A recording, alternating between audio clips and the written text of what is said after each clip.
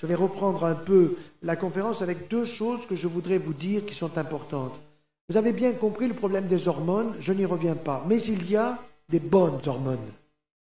En dehors des bonnes hormones qui sont fabriquées par nos propres glandes, la thyroïde fabrique de l'hormone thyroïdienne. Excellent. Les testicules, testostérone. Les ovaires, progestérone, estrogène. Les surrénales, il y a la centre de la surrénale qui fabrique la dopamine ou l'adrénaline. Et puis vous avez la périphérie des surrénales, cortico-surrénale, qui fabrique les corticoïdes, qui sont les hormones du stress. Si je vous fais peur, eh bien je crée une petite sécrétion de corticoïdes qui est destinée à nous protéger du stress. Mais si je vous fais peur en permanence, vous allez avoir une sécrétion permanente de corticoïdes qui va alors abîmer votre immunité. Et ça, c'est important, abîmer votre immunité. Donc, il ne faut pas vivre dans le stress ou dans des chocs psychologiques successifs. Mais attention, ce n'est pas, je l'ai déjà dit, un choc psychologique qui crée le cancer. C'est une association de chocs psychologiques successifs ou de stress chronique qui fait sécréter une hormone par notre surrénale qu'on appelle la corticosurrénale, la périphérie corticale de la surrénale, qui fait monter le taux de corticoïdes, lequel est négatif pour mon immunité. Négatif pour mon immunité, je dirais, de notre corps, de mon propre immunité, mais aussi qui est négatif pour le psychisme par le stress régulier que cela crée. Alors, les bonnes autres hormones, fabriquées par la nature, ce sont les phytohormones. Et les phytohormones, elles sont présentes dans les légumineuses. Et les légumineuses en Orient, en Asie, c'est le soja.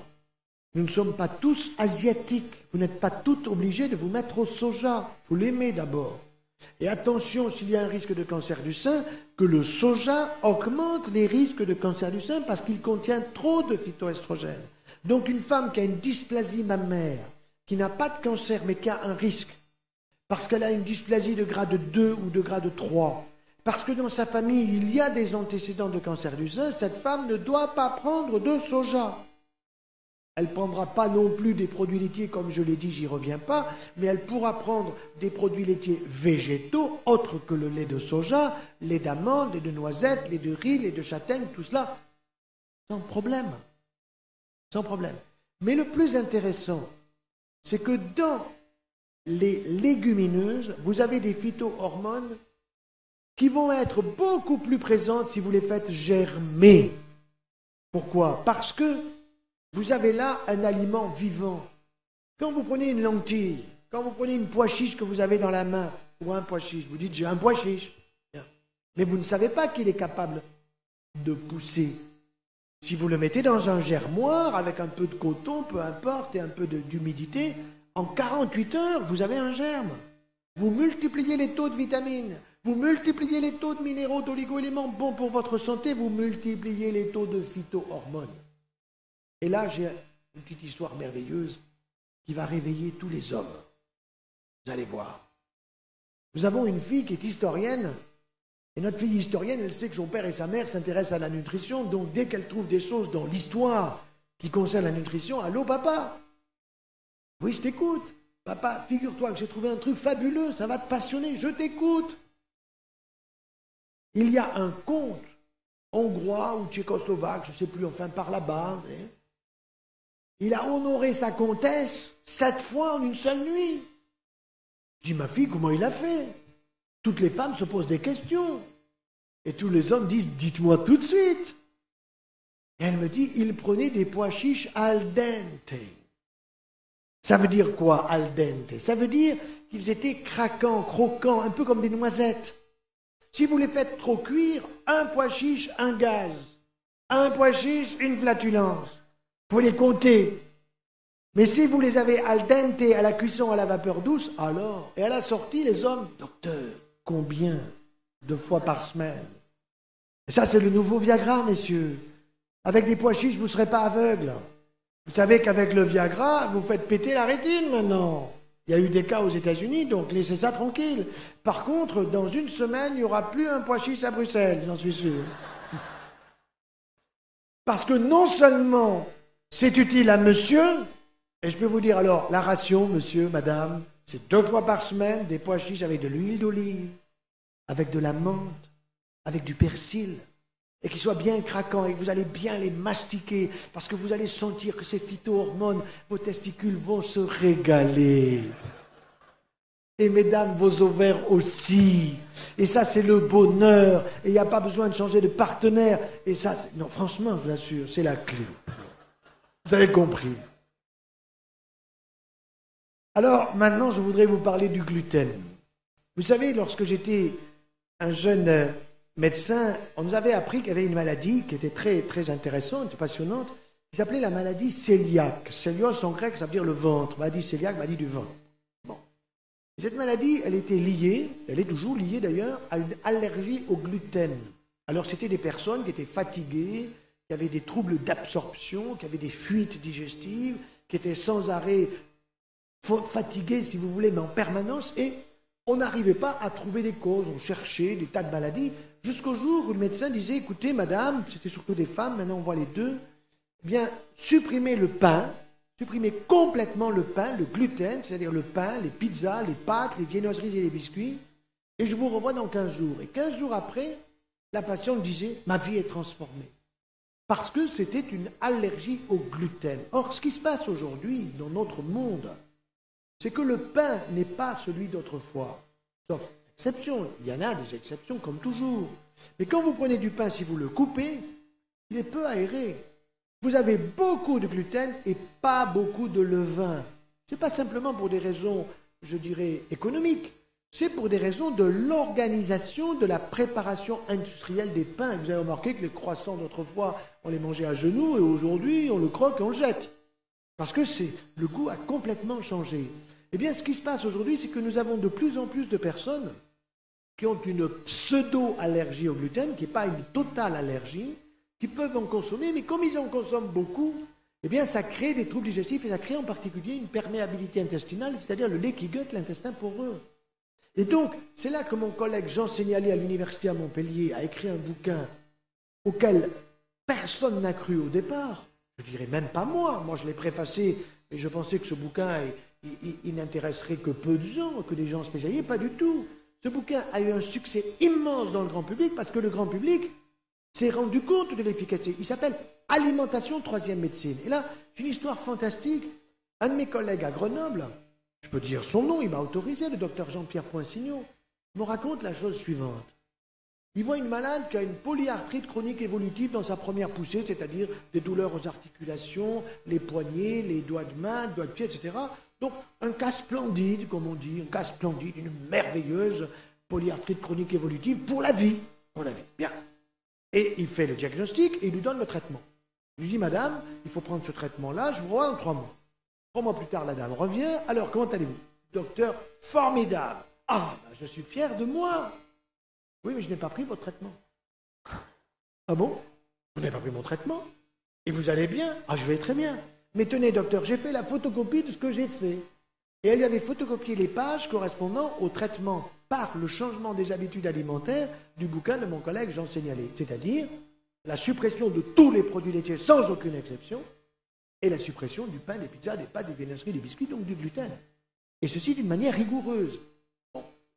Et cette femme s'était trouvée améliorée d'une part au niveau des douleurs, disparition, deuxièmement au niveau des inflammations, et pour elle, il n'était pas question qu'elle y revienne. Alors quand mon collègue m'a raconté ça, il me dit, tu comprends, quand j'ai vu ça, j'ai bien examiné cette femme pour voir si elle ne me trompait pas, puis je me suis rendu compte que c'était juste. Et je me suis dit, je vais quand même essayer sur les prochains qui vont venir. Il a essayé, et comme Thomas, il y a cru parce qu'il a touché la vérité. Et il s'est rendu compte, et cet homme est aujourd'hui un homme qui a écrit un bouquin fabuleux pour tous les problèmes rhumatismaux, qui s'appelle « Rhumatisme, les aliments sont-ils responsables ?» Je lui dis, tu n'aurais pas dû mettre le point d'interrogation, parce que c'est les aliments qui sont responsables. Alors, pas tous, mais essentiellement, le problème des facteurs de croissance dans les produits laitiers d'une part, et d'autre part, le problème de la présence de l'excès de calcium, comme je vous ai dit, ce calcium qui va être absorbé, mais si c'est poreux, au lieu d'absorber 35%, ben vous allez absorber plus. Et vous croyez que vous allez éviter l'ostéoporose? Pas du tout. Les femmes qui ont le plus d'ostéoporose dans le monde, elles sont en Scandinavie, elles boivent du lait toute la journée. Pas compliqué. Et au lieu de leur envoyer des fruits de chez nous, qu'on va mettre à la poubelle, pour qu'elle consomme des fruits, qu'elle les mastique bien et qu'elle ait un calcium végétal qui, allié à l'huile d'olive, va faire que l'acide oléique de l'huile d'olive va permettre la fixation du calcium sur l'os. Et là, vous évitez l'ostéoporose. Alors, ça, ce sont des données qui sont importantes. Ça ne veut pas dire qu'il faut tous qu'on s'arrête de manger du pain. Et puis, qu'est-ce qu'on va prendre comme alternative? L'alternative, moi, personnellement, je m'y suis mis, et je trouve que c'est bien mieux. Ça s'appelle le pain des fleurs.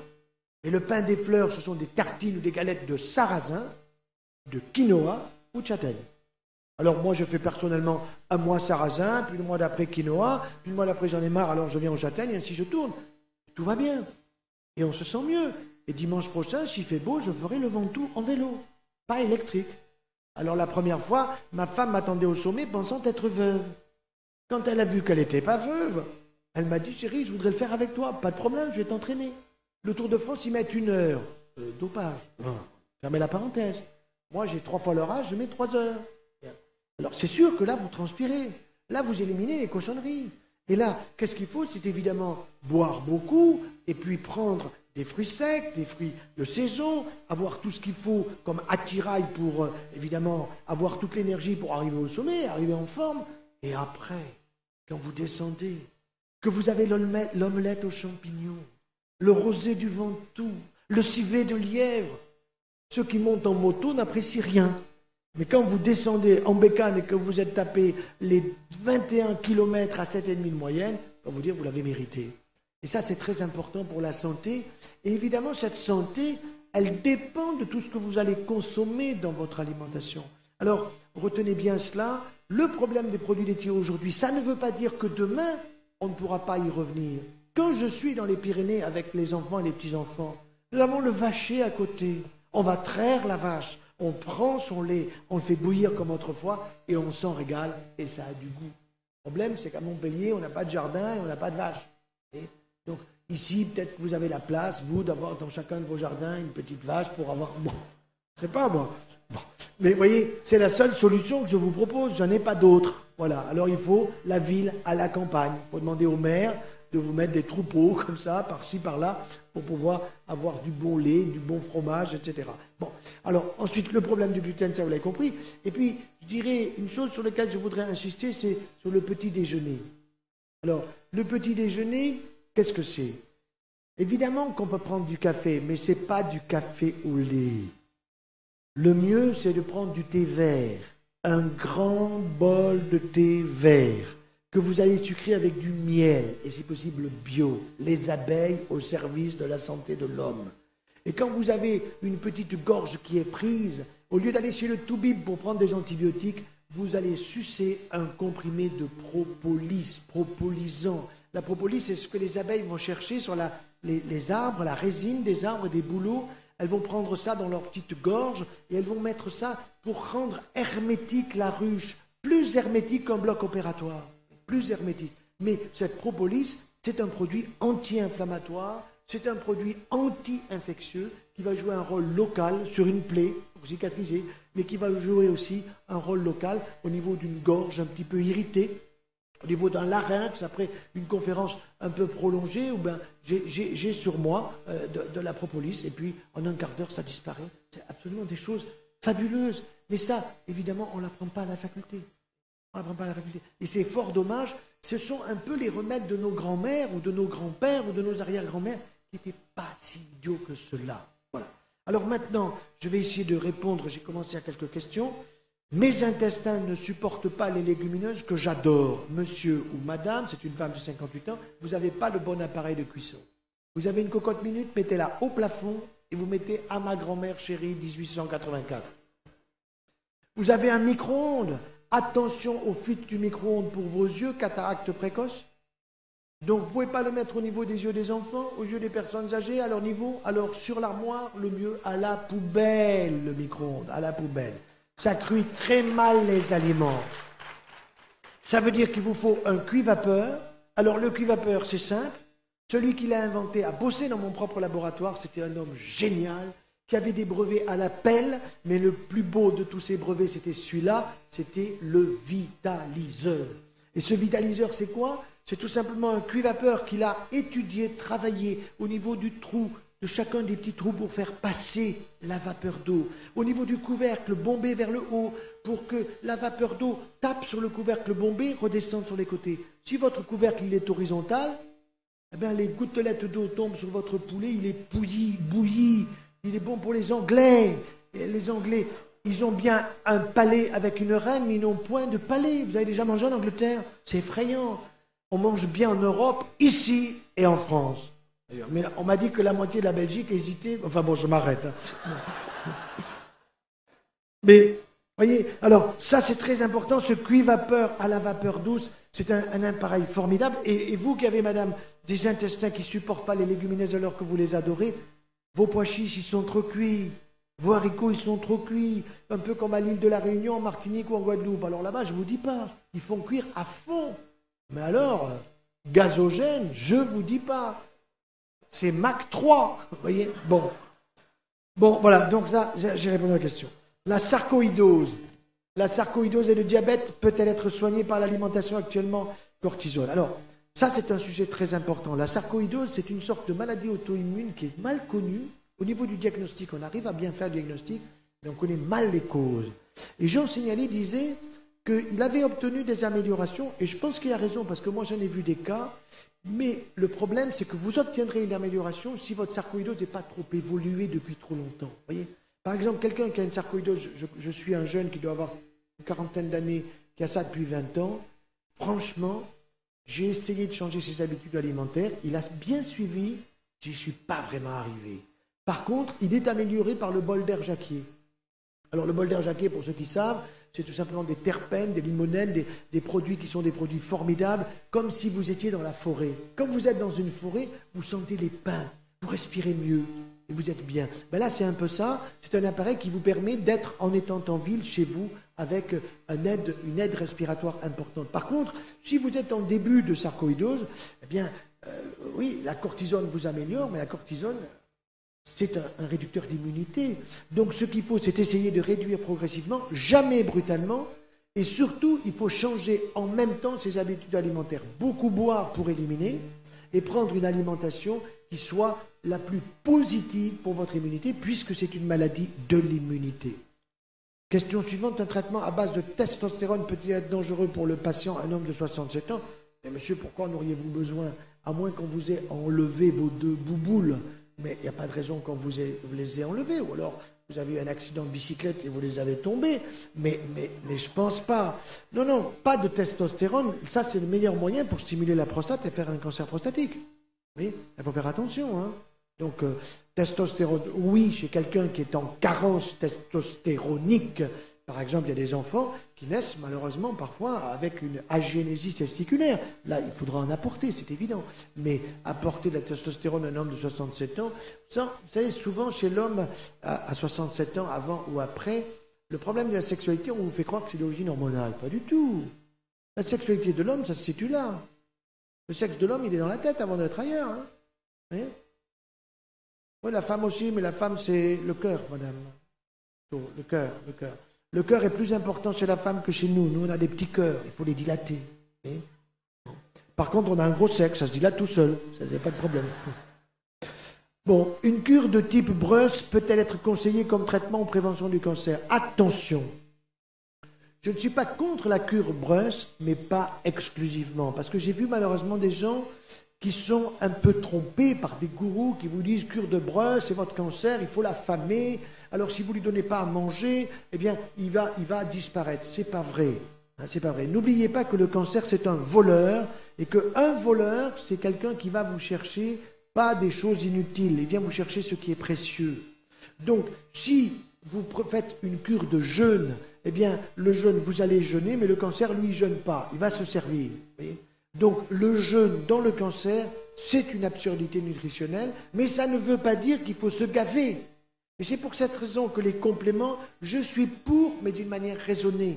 Je ne donne jamais de compléments sans avoir fait préalablement un test qui coûte pratiquement rien, une dizaine d'euros, qui n'est pas une prise de sang, mais qui est simplement une évaluation de l'état clinique du patient. Vous voyez ? C'est ce que je vous disais tout à l'heure, les www.nutergia.fr. Quel substitut au traitement hormonal pour la ménopause proposez-vous? Huile d'onagre? Oui. Et vous avez aussi, le matin, une tisane de sauge, une cuillerée à soupe bien tassée, un verre de tisane. Si vous trouvez que c'est un peu amer, vous mettez un peu de miel dedans. Et le soir, Achillée millefeuille, comme Achille, Achillée millefeuille. Vous trouvez ça dans les magasins diététiques. C'est une plante qui contient de la phytoprogestérone. Vous en mettez une cuillerée à soupe rase, là aussi. Vous faites une bonne tisane et vous avez le matin phytoestrogène, le soir phytoprogestérone. Je vais vous donner un cas très précis d'une jeune femme magnifique au niveau à la fois de son psychisme, de son état, qui malheureusement avait fait une maladie au moment de la puberté. J'en ai un tout petit peu, je l'ai évoqué tout à l'heure, ça a fait rire, mais elle, ça ne la faisait pas rire du tout. C'est que ses seins ne s'arrêtaient pas de grossir, gigantomastie. Bien, donc, elle a été opérée, réduction mammaire, vous imaginez ça, à 15-16 ans, le choc psychologique que cela représente, et ensuite, elle était sous traitement anti-hormonal. Et d'ailleurs, dans le cancer du sein est tellement hormonodépendant qu'on vous donne un traitement, qu'on vous dit hormonal, mais on vous ment. Ce traitement est anti-hormonal, anti-estrogénique. Mais on ne vous le dit pas pourquoi. Parce que comment on peut vous donner un traitement hormonal à la ménopause? Si vous faites un cancer et que vous dites, docteur, vous me donnez un traitement anti-hormonal, immédiatement vous êtes logique. Et vous dites, docteur, vous me donnez un traitement anti-hormonal, mais avant vous m'avez donné un traitement hormonal qui m'a foutu un cancer du sein. C'est vous qui avez raison. Mais bien sûr que vous avez raison. Alors, ce traitement anti-hormonal, eh bien, il faut, à mon avis, faire très très attention et l'éviter. Donc, éviter ce traitement anti-hormonal dans le cadre de la prévention des cancers du sein, parce que ça a été donné aussi dans ce cadre-là. Et je reviens sur la question. Où est-ce qu'elle est cette question? Aïe, aïe, aïe. Je ne sais plus où elle est. Ah oui, c'était sur le substitut de la ménopause. Donc, je reviens sur cette jeune femme, ça y est. Cette jeune femme, donc, arrivée avec un traitement anti-hormonal, à peu près 26 ans, un désir de se marier, d'avoir des enfants, etc. Bien. Et pas de règles. Évidemment, pas de règles, parce que quand on vous donne un traitement anti-hormonal, les règles sont capoutes. Hein. Bon. Donc, vous imaginez, elle se disait, je ne peux pas avoir d'enfants. Je lui ai dit, écoutez, moi, je vais vous faire un plan de réduction de votre traitement anti-hormonal, d'une part, et en même temps, je vais vous changer vos habitudes alimentaires. Je vais changer comme je vous l'ai dit, et j'ai ajouté à cela les tisanes de sauge et les tisanes d'Achillée millefeuille. Mais je ne lui ai pas dit d'en prendre une le matin et une le soir. Je dis, vous allez en prendre 2 le matin et 2 le soir. Donc, pour vraiment apporter des phytohormones et tenter de stimuler ses ovaires endormis. Au bout d'à peu près 1 an, elle me téléphone et elle me dit, j'ai eu des petites règles. Petites. Pour elle, c'était magnifique. Je lui ai dit, donc, vous continuez. Elle se marie avec le désir d'avoir des enfants. Je lui ai dit, laissez faire la nature. Vous n'avez besoin de rien. Continuez, par contre, les tisanes. Premier bébé, moins normal. 2e bébé, 3e bébé. Tout ça est venu naturellement. Il n'y a pas eu à stimuler ses ovaires. Il y a eu simplement à lui faire prendre, justement, des phytohormones qui sont des hormones de la nature, végétales, qui sont destinées à stimuler. Alors chez la femme, ça va stimuler évidemment les ovaires, et chez l'homme, ça va stimuler davantage les testicules. Vous n'allez pas avec du phyto-soja ou avec du phytoestrogène, nous les hommes, on ne va pas faire des glandes mammaires. Nous, on a des enzymes qui vont transformer cette phytohormone dans le sens phytotestostérone. Y a-t-il danger à pratiquer des jeûnes de randonnée? Non, il n'y a pas de danger, mais il ne faut pas faire ça. Les gens font ça 1 semaine par an, tout ça. Bon, il y a toute une démarche à la fois de sport et puis de changement des habitudes alimentaires. Il n'y a pas de danger. Mais je ne vais pas dire ça à un malade qui a un problème de cancer en lui disant, en faisant un jeûne de randonnée, vous allez stopper votre cancer. Parce que là, je serais malhonnête. Je suis passionné par les chewing-gums. J'en mange un paquet par jour. Ben, c'est la faim. C'est la faim. À quel point est-ce nocif à court ou long terme? D'abord, vous mastiquez comme un bovin. Vous ne fabriquez pas plus d'hormones parce que ce que vous mastiquez sur du caoutchouc, si vous voulez. En réalité, ce qu'il faut, c'est mastiquer sur des choses qui ont du goût. C'est-à-dire le fromage, la viande, le poisson, etc., sur vos papilles et tout ça. Non, vous êtes jeune, heureusement, vous avez 25 ans, l'avenir devant vous, vous pouvez jeter votre dernier paquet. 67 ans, femme, opération du sein gauche. Depuis, je prends pour mes os. Alors, du 2L1, je ne sais pas ce que c'est, je prends des antioxydants, ça c'est bien, par jour, et je ne sais pas quoi encore, et je fais un petit peu d'ostéoporose. Alors, sur l'ostéoporose, vous savez, c'est pas compliqué. Vous n'aurez pas d'ostéoporose si vous vous bougez. Ah, mais docteur, je vais au boulot à pied. Non, mais attendez, tous les bipèdes, ils vont au boulot à pied. Il faut y aller en vélo. Oui, mais ça monte encore mieux. Et au retour, ça redescend. Voilà. Bon. Donc, ça veut dire simplement qu'il faut avoir une activité physique, car cette activité physique, un, elle va réduire le gras en trop, et deux, elle va augmenter la partie qu'on appelle la masse maigre, qui est la masse musculaire. Vous voyez ? Donc, vous réduisez le gras qui est cancérigène, vous augmentez le muscle, et en même temps, eh bien, votre os, il se consolide. Je vais prendre un exemple. Vous allez au ski au mois de février ou à Noël. Vous vous cassez une jambe. On vous met un plâtre. Vous avez un plâtre au niveau de la jambe droite. Bien, le tibia est cassé. Qu'est-ce qui va se passer? Eh bien, pendant 1 mois et demi, on vous immobilise la jambe droite. Vous êtes sur une patte comme le héron. Bien. Au bout d'1 mois et demi, on vous enlève le plâtre. Qu'est-ce que vous dites? Ah, mon pauvre mollet. Vous avez un mollet atrophié. Pourtant, il a été nourri de la même façon que l'autre. Pareil. Mais l'un a bougé, il a bossé 2 fois plus, et l'autre, il n'a rien foutu. En plus, au niveau de l'os, qu'est-ce que vous avez? Vous avez de l'ostéoporose à la périphérie de l'os, et au centre, vous avez une bonne calcification de la fracture. Parce que l'os, qu'est-ce qu'il fait? Il dit, c'est une façon de le présenter, il dit, il y a un endroit qui souffre, eh bien, je vais lui envoyer du calcium. Il y a ce qu'on appelle une priorité biologique de consolidation. Et cette priorité biologique de consolidation, c'est quoi? C'est l'os qui se consolide à l'endroit qui est fragilisé, mais qui se fragilise sur les autres côtés. Il y a de l'ostéoporose qui se fait. Ça veut dire qu'après, il faut un bon kiné, il faut un bon ostéopathe, un bon naturopathe, un bon nutritionniste.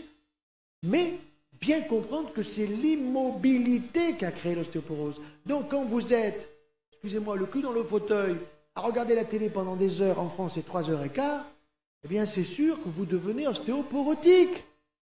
Vous faites du gras, du sucre, et en plus, vous vous préparez gentiment à l'Alzheimer. Alors, en général, je demande toujours en conférence, on n'a pas le temps, mais qui c'est qui connaît un Alzheimer? Tout le monde lève la main. Puis je dis, qui c'est qui veut un Alzheimer? Tout le monde baisse la main. Alors moi, je vais vous dire comment l'avoir. Ah, c'est une histoire formidable. J'avais 17 ans et demi, à peu près, 18 ans. J'étais en première année de médecine et un de nos professeurs, très, très illustre à l'époque, il nous dit, les petits, les jeunes, voilà, vous n'avez pas encore 20 ans, mais à partir de 20 ans, vous allez perdre à peu près 20 à 30 000 neurones par jour. Je me suis dit, lui, il ne doit pas en rester beaucoup. Bon. Mais évidemment, je me suis passé ça tout seul. Bon, à la sortie, je suis allé le voir. Je dis, voilà, maître, moi, je suis plutôt de nature économe, je trouve que les neurones, c'est utile, je préférerais les entretenir, un peu d'huile, un peu de choses comme ça, voilà. Et moi, je ne voudrais pas les perdre. Il me dit, petit, tu les perdras. Je dis, mais qui c'est qui a dit ça? Il me dit, c'est un prix Nobel qui l'a dit. Vous voyez, c'est un prix Nobel, donc à genoux. Bon, ben non, je suis allé vérifier. Alors, c'était Ramón y Cajal, 1906, Madrid, qui a eu le prix Nobel pour ça et autre chose. Eh bien, il s'est trompé. Il s'est trompé, merveilleux. C'est faux. Nous pouvons multiplier les connexions neuronales dans la région de l'hippocampe, qui a la forme d'un cheval marin au niveau du centre du citron. Ça, c'est la zone de la mémoire. Mais pour multiplier les connexions neuronales et même les neurones, il faut bosser. Ça veut dire que devant la télé, vous perdez tout.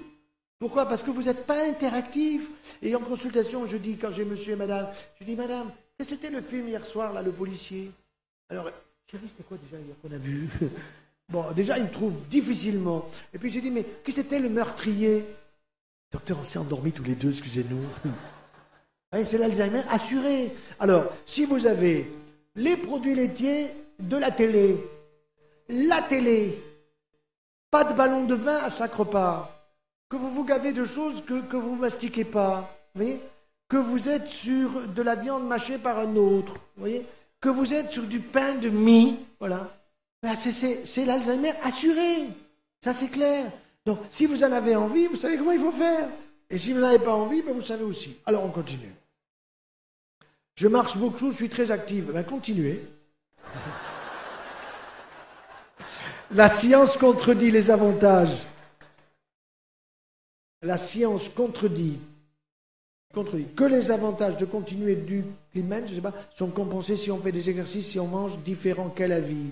Merci, Cinco. Bon, d'accord, ça c'est écrit en espagnol. Bon, ben, merci à vous.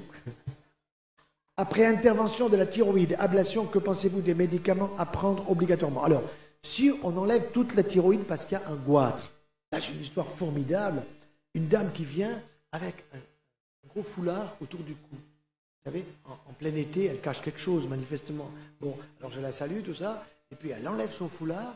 Je vois, on dit, nous, un magnifique goitre. Magnifique goitre. Vous savez, on appelle les copains, les médecins, voir, on a une femme formidable, un goitre, on n'a jamais vu ça. Bon, alors, je suis très correct, tout ça, et elle me dit, vous ne touchez pas. Ça voulait dire, vous ne m'opérez pas. Madame, je comprends tout à fait, mais vous venez de Lozère. Je dis non, pourquoi vous dites ça? Parce qu'en général, à Montpellier, nous sommes au bord de la mer, 10 km, et la Lozère, c'est là-haut, loin, il y a bien des poissons, mais c'est des truites. Zéro d'iode à l'époque. Donc, on voyait beaucoup de goitres à Montpellier qui descendaient de Lozère, les Lozériens. Bon, maintenant, c'est rare, parce qu'on a quand même fait monter du poisson, on a fait monter du sel iodé, etc. Bon, je lui dis, vous habitez où? Elle me dit, j'habite à Sète, au bord de l'eau. Je dis, madame, et le poisson? Horreur de ça. Désolé, madame. Vous ne voulez pas que je vous touche, vous avez raison.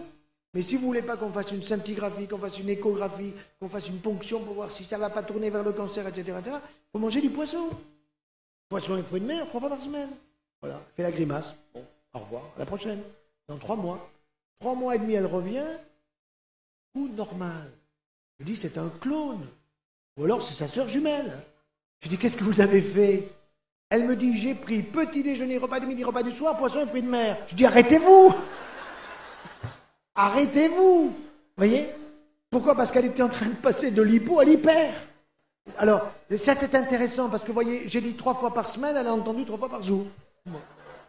De toute façon, elle n'a pas eu à être opérée, on n'a pas fait d'examen, mais ça veut dire que quand vous êtes au début de l'apparition d'un goitre comme ça, vous changez les habitudes alimentaires et c'est formidable. Alors par contre, la question de la dame, c'est si on m'enlève la thyroïde, alors oui, il faut prendre des hormones thyroïdiennes. Ça s'appelle le lévothyrox en France, je pense que ça peut pareil chez vous. Le lévothyrox maximum, c'est à peu près 125 à 150 microgrammes par jour pour une personne. Mais si vous avez une thyroïde qui marche à moitié, ben, au lieu de prendre ça, vous en prenez la moitié. Les compléments alimentaires, j'ai répondu. Que pensez-vous de quoi? Du illisible. Peut-on reconstruire une colorectale opérée? Bien sûr qu'on peut reconstruire une colorectale, c'est-à-dire une anastomose colorectale, un cancer colorectal, à moins qu'on ait enlevé le rectum et toute la partie basse avec l'anus en même temps, ça peut arriver, ça peut parfaitement se reconstruire. Alors, que pensez-vous des sulfites? C'est simple. Les sulfites, ils sont toujours présents dans le vin, mais il faut qu'il n'y en ait pas trop. Et c'est vrai que le vin issu des raisins de la culture biologique, on dit vin bio, c'est pas très vrai.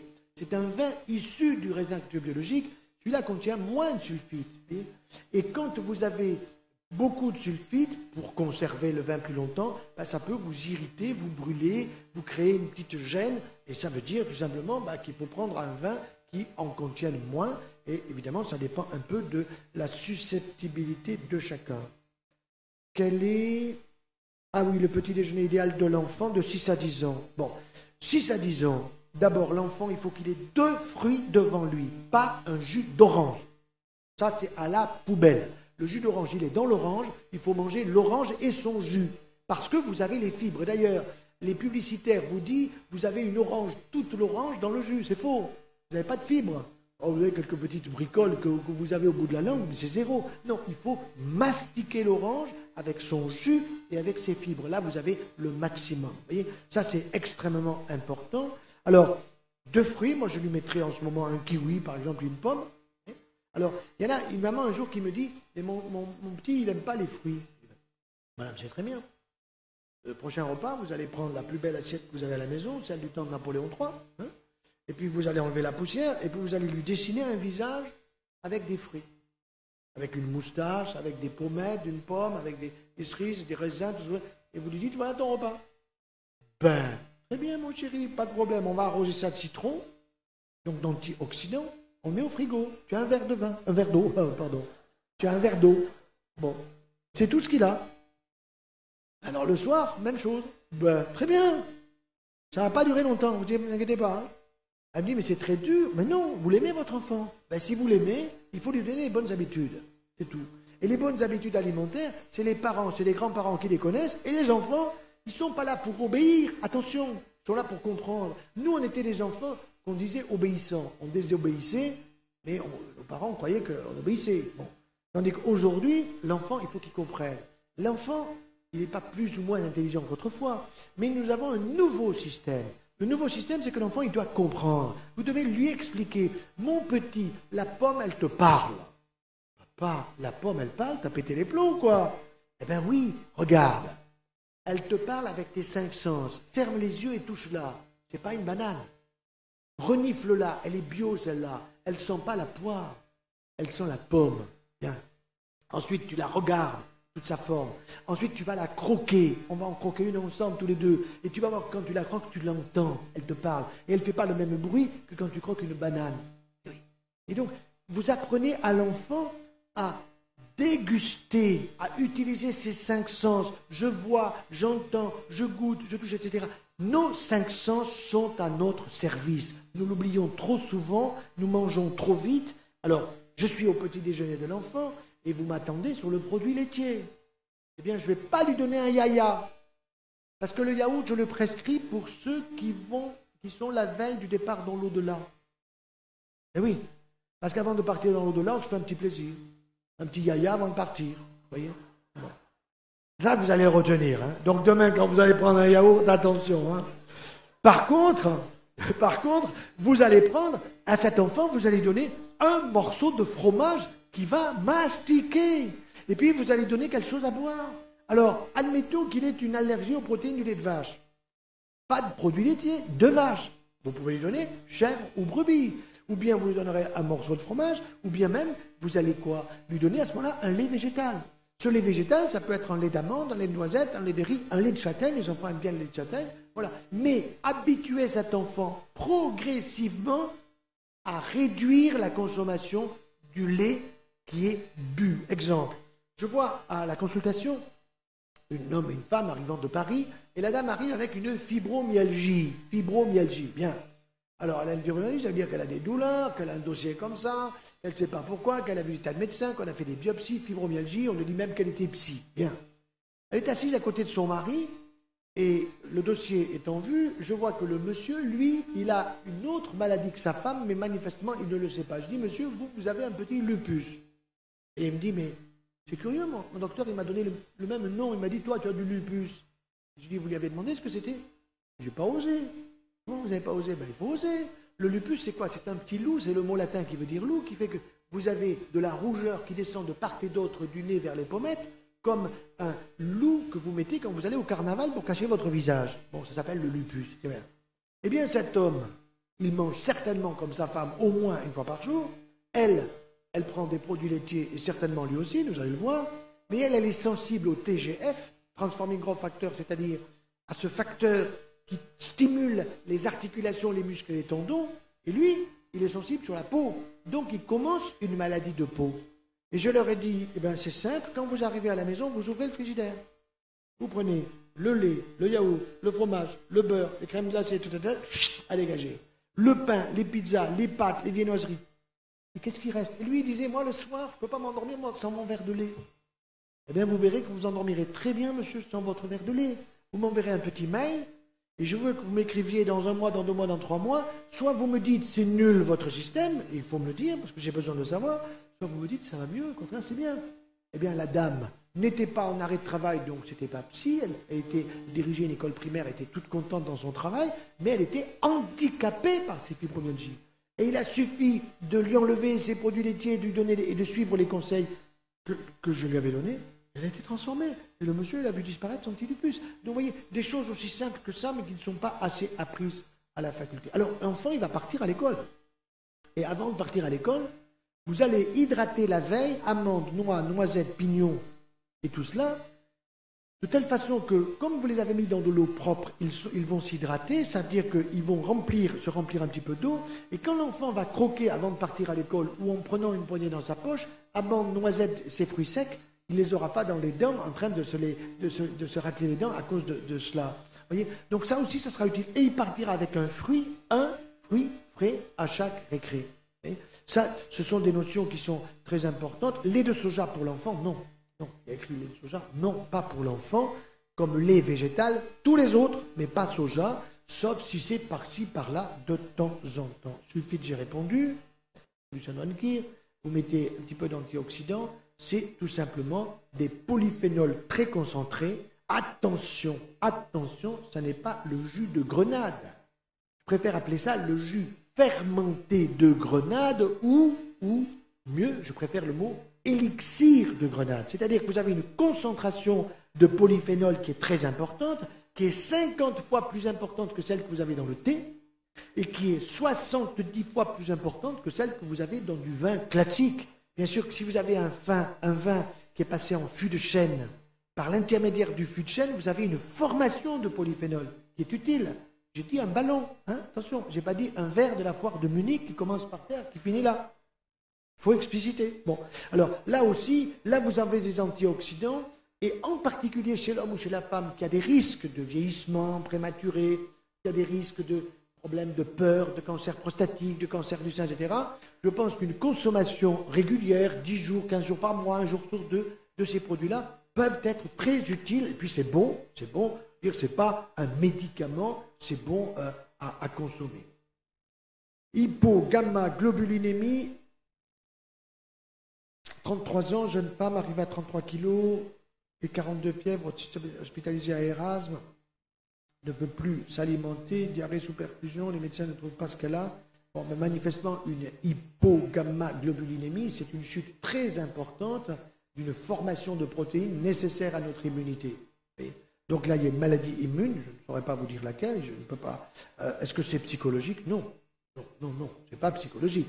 Quand vous avez une insuffisance de formation des gamma-globulines, ça veut dire que votre foie ne va pas bien. Alors soit ce foie, il est stéatosique, je ne sais pas, soit ce foie, il est hépatitique, il y a une inflammation, et ça veut dire que le foie travaille mal. Et donc là, il y a une maladie qui n'a rien à voir avec la psychologie. Ça me paraît, je dirais, est-ce que c'est psychologique? Non. Pancréas, je ne vois pas pourquoi. Les médecins ont pratiqué une gastroscopie et ont parlé de la prise éventuelle de créon. Oui, le créon, c'est un substitut des enzymes pancréatiques, mais là, manifestement, ce n'est pas des enzymes pancréatiques qui lui manquent, c'est une formation par le foie des immunoglobulines.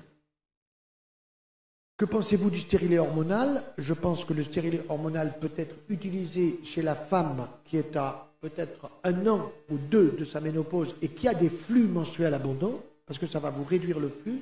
Mais le stérilet hormonal, quand on vous dit qu'il a une action locale, c'est vrai, par le stérilet lui-même, mais le taux des hormones qui est présent dans le stérilet hormonal passe dans tout le corps.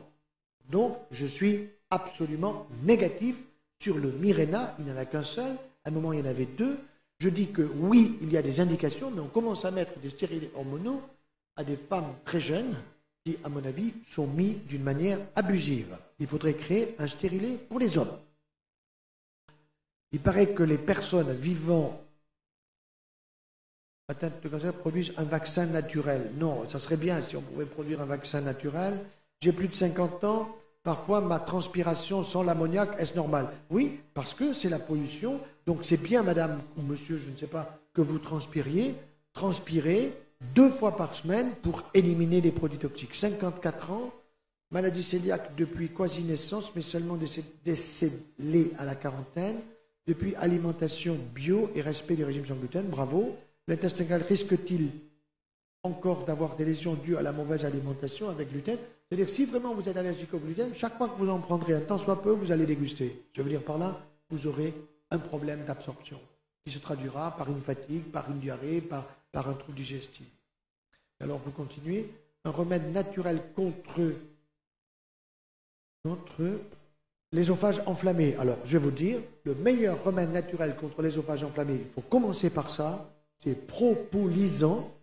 Propolisant, c'est la propolis.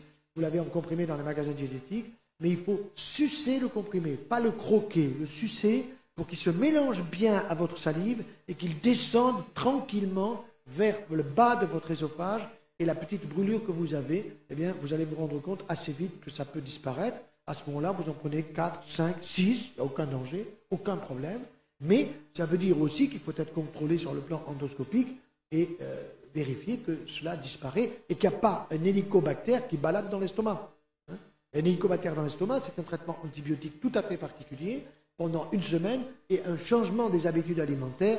Le McDo, oui, mais une fois dans sa vie. Ça suffit pour savoir ce que c'est, vous comprenez?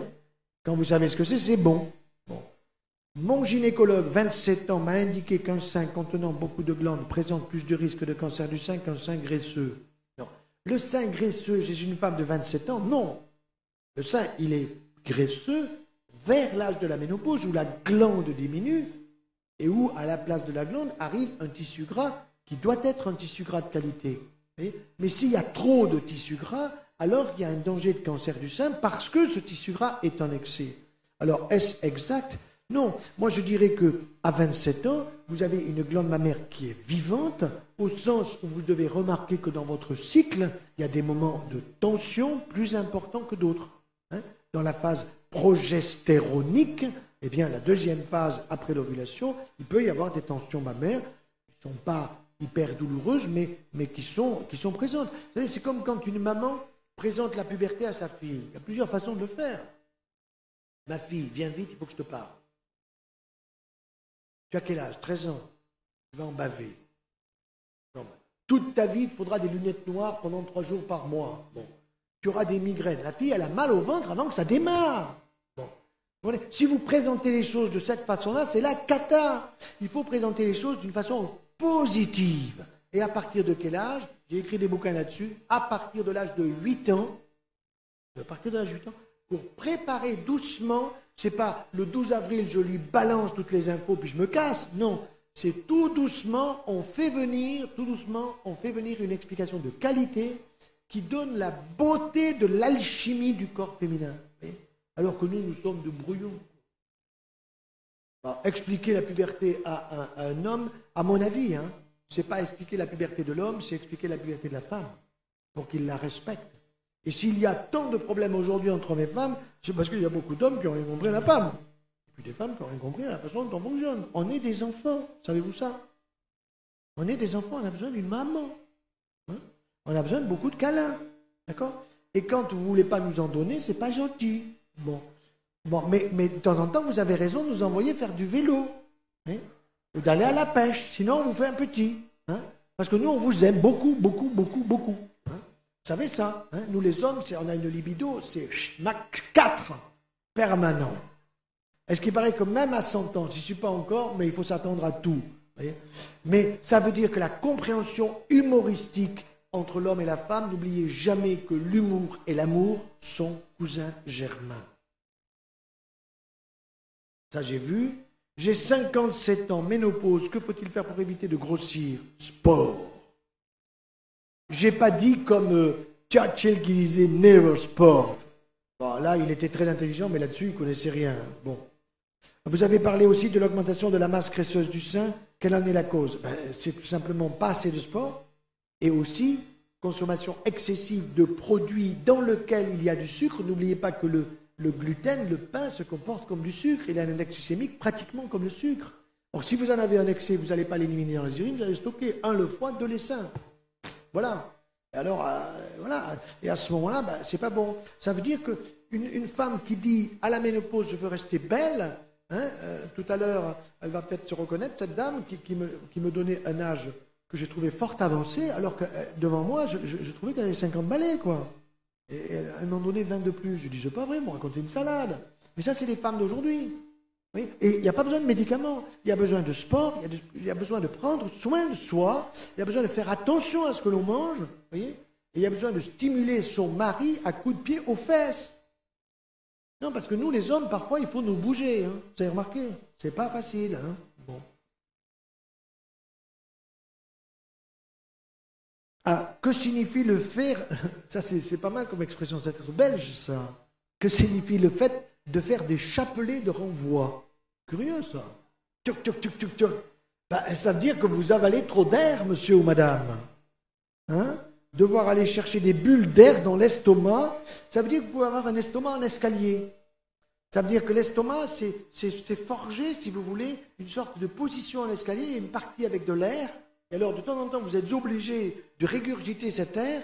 Hein, et non, ça veut dire qu'il faut que vous avez peut-être à une époque mangé très vite. Hein, à toute pompe, le boulot, les enfants, la famille, le travail, vite, vite, il faut partir. Et ça, c'est pas bon. Et donc, vous avez un peu formé votre estomac comme ça. C'est quand même récupérable. Prenez votre temps. Hein. La maladie de Parkinson est-elle bien une maladie auto-immune? Oui, comme l'Alzheimer.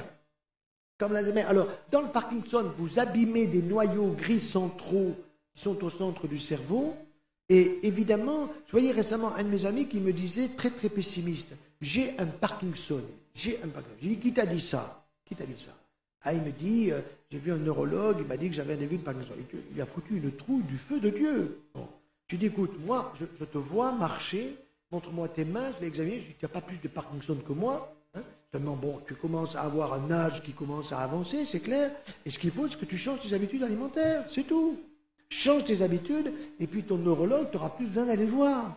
Mais lui, le neurologue, il n'est pas content que tu aies un Parkinson.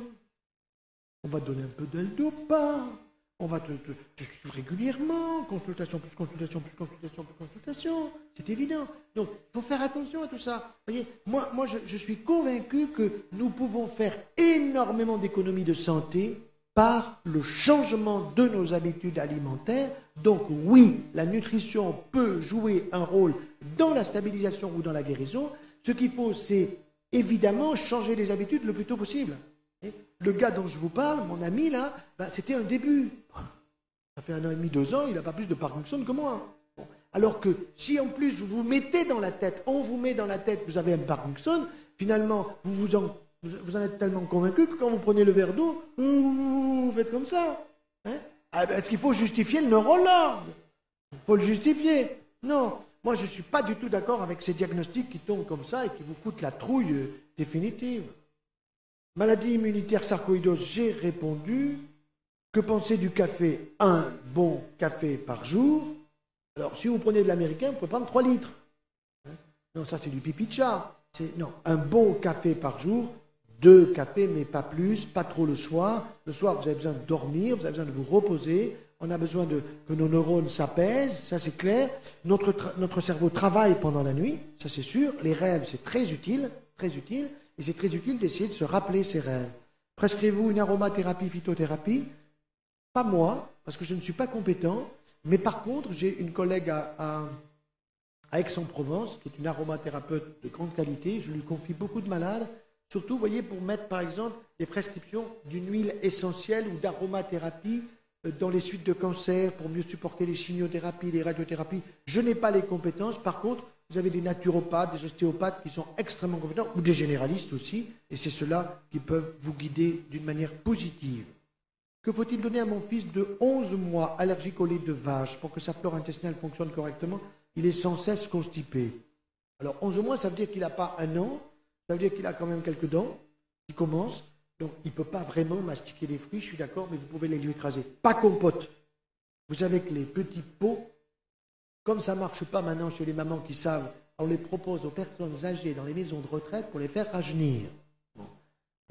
Voilà. Et oui, parce qu'il faut écouler les stocks. Donc les compotes, ça c'est pour la veille du départ dans l'au-delà. C'est comme les yaourts.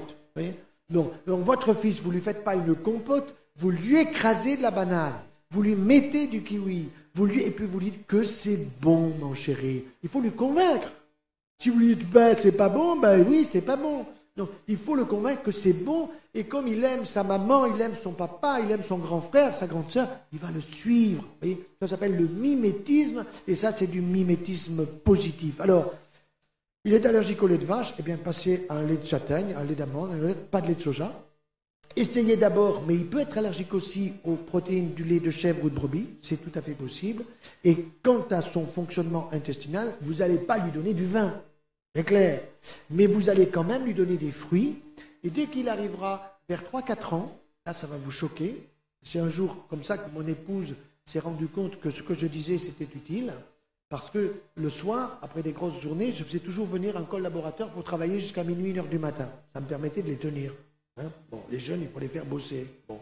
Et alors, on bossait sur les problèmes de nutrition.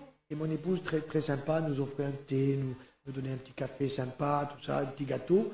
Et elle écoutait tout ce que nous disions. Bon. Un jour, elle avait entendu que nous travaillions le vin et les produits utiles qui étaient dans le vin, qui pouvaient jouer un rôle antiseptique intestinal, qui facilite la digestion, qui évite la constipation de Madame Bachelot, mais je veux dire, bon. Et donc, qu'est-ce qui se passe? Elle entend ça. Et notre fille aînée, 4 ans, avait des problèmes de cystite. Bon, n'étant pas pédiatre, je dis, va voir le pédiatre. Et le pédiatre commençait à demander une urographie intraveineuse, des radios, des sites, ça, moi ça ne me plaisait pas trop, on ne fait pas tout ça à un enfant de 4 ans.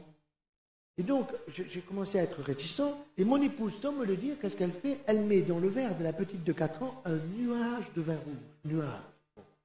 Évidemment, la petite râle, comme d'habitude, c'est normal, mais elle lui fait prendre. À partir de ce moment-là, elle n'a plus jamais eu de cystite. Plus jamais. Et ça, c'est sûr que chez les gens qui ont des cystites, la cystite est souvent liée à la constipation par le cycle entéro-rénal, c'est-à-dire que vous avez le passage d'un colibacille du tube digestif constipé, pullulation, putréfaction, qui passe dans le sang et qui va vers la sortie urinaire. Et à ce moment-là, ça vous donne une inflammation vésicale, une inflammation urinaire qui n'est pas sympathique, donc ça se soigne. Pas la peine d'aller chercher des médicaments compliqués. Vous voyez? Donc, tisane de Richelieu, mais à 4 ans, nuage de Richelieu. Bon. Alors, ma femme, a développé à partir de 1989 une maladie auto-immune qui s'est révélée être une candidose chronique. Ça, c'est des champignons. Ça se soigne, ça. Signes apparents, asthme. Cette candidose a été découverte après 10 ans de galère.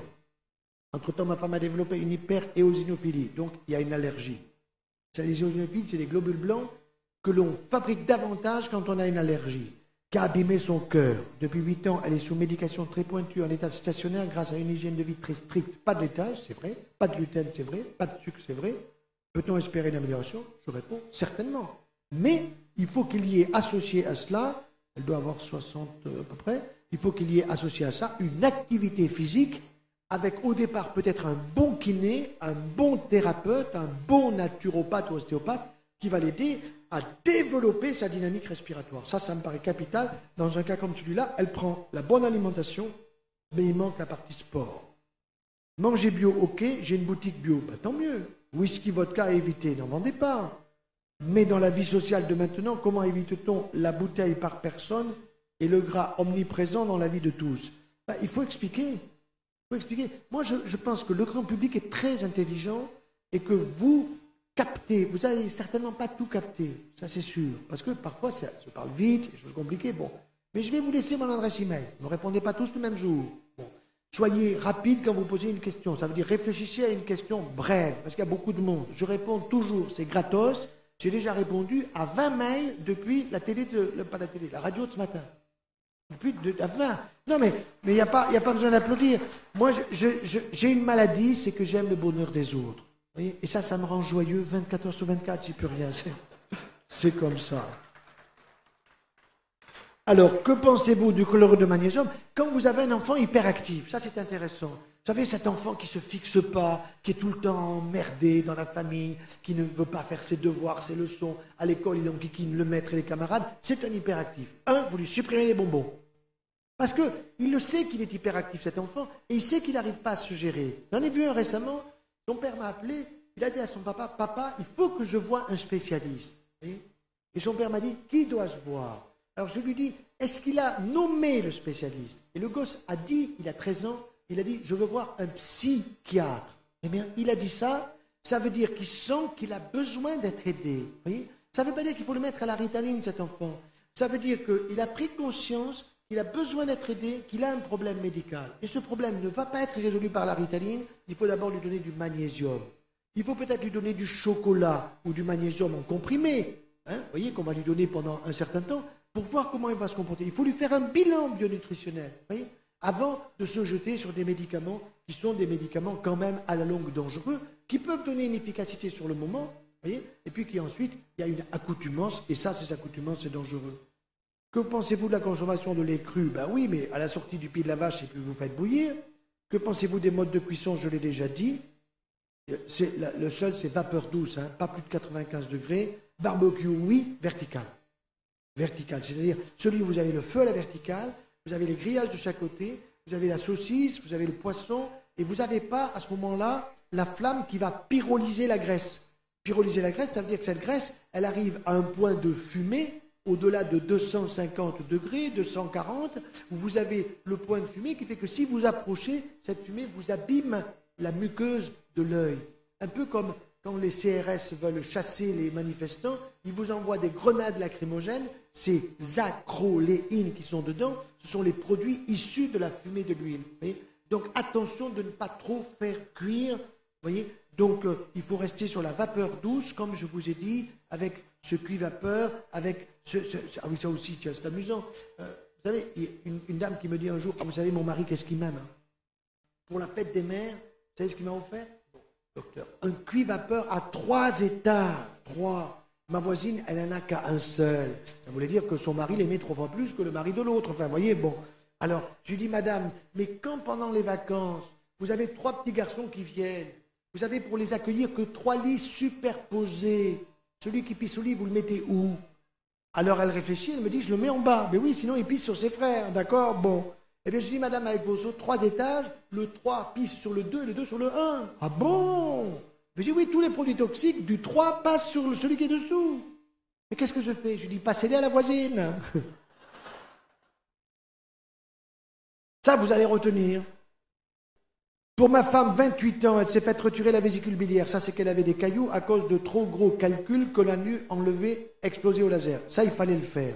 Pourquoi de si gros calculs? Ça, c'est une maladie qui peut être d'origine génétique. C'est très intéressant, si on peut dire. Au Canada, les jeunes femmes faisaient énormément de lithiase, de cailloux dans la vésicule biliaire. Et à force de faire ces cailloux et de laisser ces cailloux, on appelle ça le calculo-cancer de la vésicule biliaire, ce calcul de la vésicule, irritant régulièrement la vésicule, un jour vous avez un cancer. Le cancer est gravissime. Bon.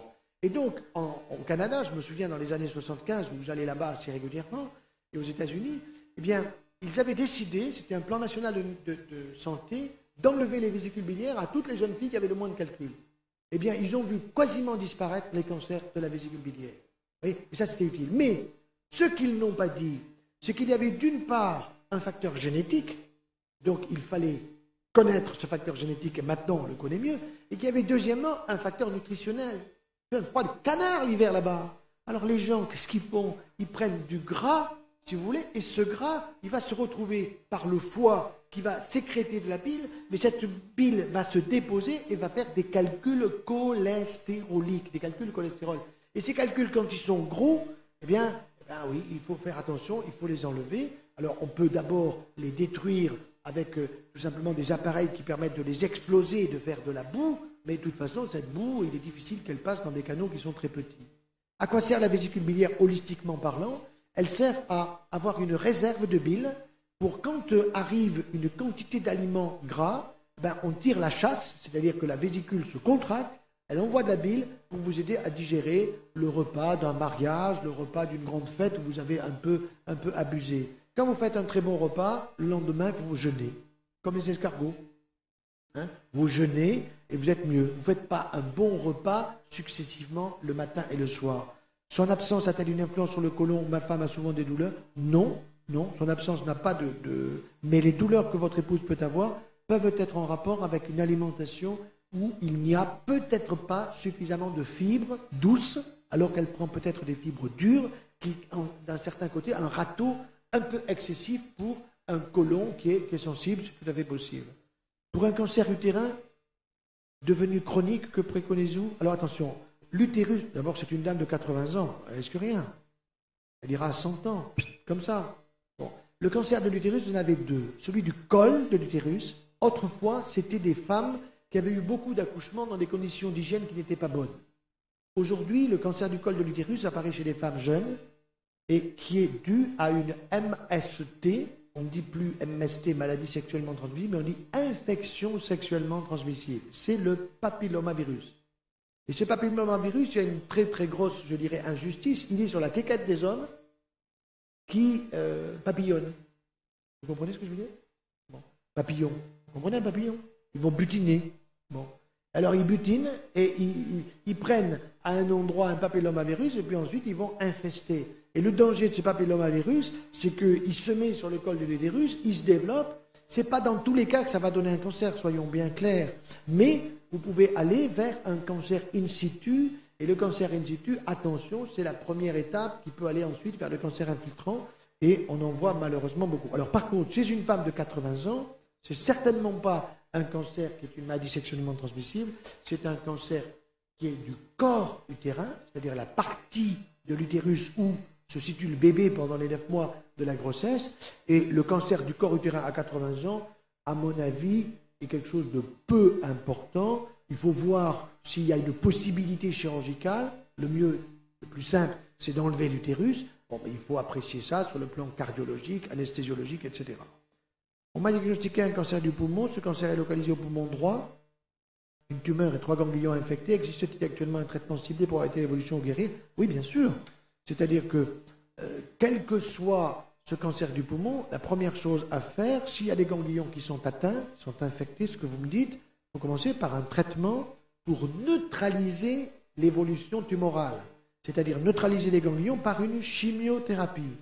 Ceci pendant 4 à 6 cures avec des médicaments particuliers. Et ensuite, il faut certainement opérer, c'est-à-dire enlever la partie supérieure ou inférieure du poumon, puisque c'est du côté droit. Le côté droit, nous avons 3 lobes. Vous voyez encore la semaine dernière, une dame qui avait un cancer sur le lobe moyen du poumon droit, venant d'une tumeur qu'elle avait ici 15 ans auparavant, un sarcome au niveau de son avant-bras. Je lui ai enlevé son lobe moyen droit. Elle fait des balades avec son mari, elle promène d'une façon absolument magnifique. C'est une femme qui a 65-68 ans, qui se porte très bien et qui a une évolution lente et qui va complètement guérir. J'ai opéré il n'y a pas très longtemps un monsieur qui avait un cancer du pôle supérieur du poumon droit. On a fait chimio. Il a fait, ça s'est bien passé. J'ai pu enlever le lobe supérieur. J'ai donc laissé les 2 autres lobes à droite. Cet homme, 5 ans plus tard, fait un cancer du poumon, le même de l'autre côté. Le même de l'autre côté. Et certes, il avait arrêté de fumer, mais le risque existe. Donc, il fait exactement le même cancer de l'autre côté. Bon, ben, il a eu chimio à nouveau, un peu différente, plus une chirurgie. Et pour l'instant, tout s'est bien passé. Bon, ça veut dire que dans un cas comme le vôtre, il y a 1 chimio, 2 de la chirurgie. Peut-être faudra-t-il des rayons, mais ça dépend de l'équipe qui vous soigne et puis de la nature de la lésion. Un frère décédé à 41 ans d'un cancer de l'ésophage, détecté 1 an avant, oui. Opéré, chimio, oui. 2 séances par acquis de conscience. Oui, par acquis de conscience, ça veut dire qu'on a fait des séances en se disant on va essayer, il est jeune, il a 41 ans, voilà. Et ça a été très dur. En mars, on a dit qu'il était sauvé, et en mai, il avait des métastases ganglionnaires. On me mettait sous clavière. Oui, c'est ça, des métastases là. Ça veut dire que malheureusement, la tumeur est repartie, parce que cet homme avait malheureusement des atteintes ganglionnaires. L'ésophage, si vous voulez, c'est un tuyau. Bon, autour de ce tuyau, il y a des ganglions. Ces ganglions sont là pour protéger l'ésophage. Mais si l'ésophage a un cancer, ce cancer le traverse et les ganglions attrapent le cancer. Et à ce moment-là, le grand danger, c'est que ces ganglions étant atteints, cela remonte selon la chaîne ganglionnaire jusque dans la région derrière la clavicule. Et à ce moment-là, bon. Alors, est-ce héréditaire? Je réponds non. Le cancer de l'ésophage n'est pas héréditaire. Par contre, il y a certainement eu chez votre époux un problème d'œsophagite, d'inflammation, de stress, de ceci, de cela, tout ça.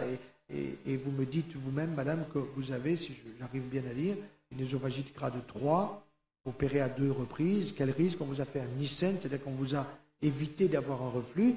Moi, je vous dis, 1, il faut contrôler votre œsophage d'une manière au minimum annuelle, et 2, propolisant, les abeilles sont à votre service. Voilà, ça c'est important. Il faut que vous arriviez à neutraliser cette inflammation œsophagienne.